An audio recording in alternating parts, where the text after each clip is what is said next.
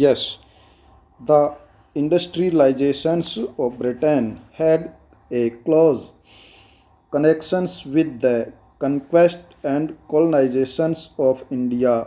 You have seen chapter 8 how the English East India Company's interest in trade led to occupation of territory and how the pattern of trade changed over the decades.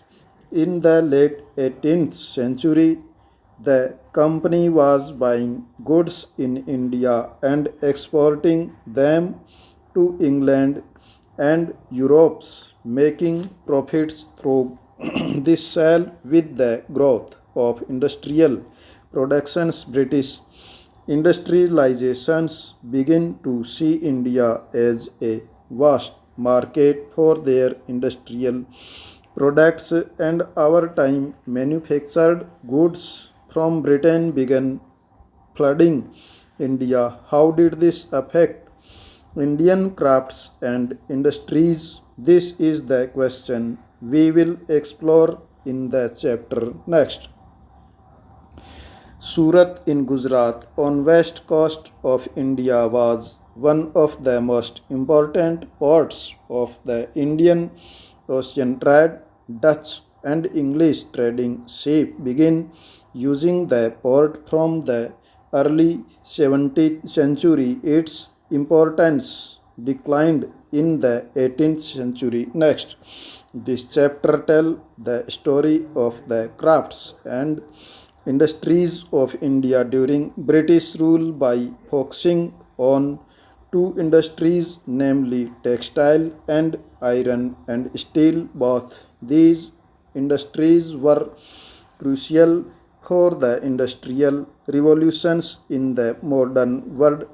Mechanized production of cotton textiles made Britain the foremost industrial nation in the 19th century, and when its iron and steel industries started growing from the 1850s, Britain come to be known as the workshop of the world. Next, Indian textile and the world market. Let us first look at textile production around 1715. Before the British conquered Bengal. India was by far the world's largest producer of cotton textiles. Indian textiles and long been renowned both for their fine quality and exquisite craftsmanship. They were extensively traded in Southeast Asia, Java, Sumatra, and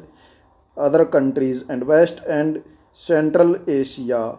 From the 16th century, European trading companies began buying Indian textile for sale in Europe. Memories of this flourishing trade and the craftsmanship of Indian weavers is preserved in many words still current in English and other languages. It is interesting to trace the origin of such words and see what they tell us. Next, Patola was woven in Surat, Ahmedabad, and Patan highly valued in Indonesia. It became part of the local weaving tradition there. Next, there are many other words which point to the popularity of Indian textiles in Western markets. In picture 3 and 4, you can see a page of in order book that the English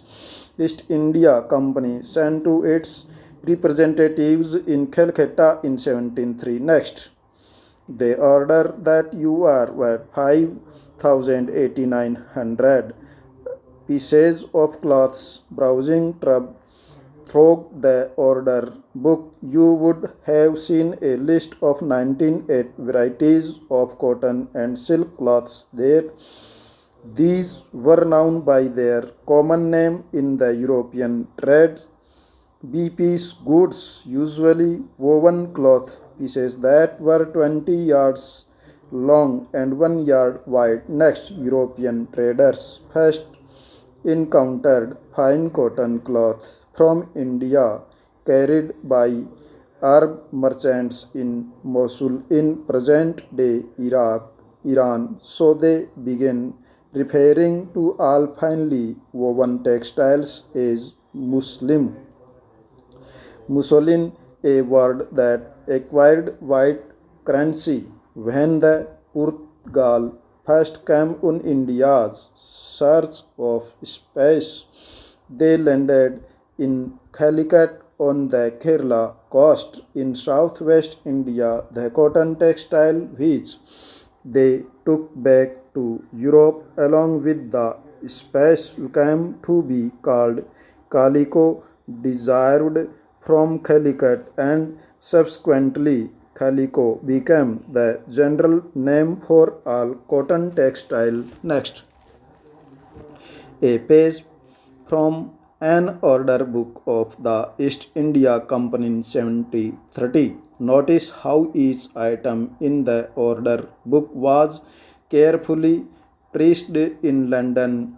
These orders had to be placed 2 years in advance because this was the time required to send order to India, get the specific cloths woven and shipped to Britain. Once the cloth pieces arrived in London, they were to be put up the auction and sold. Stop.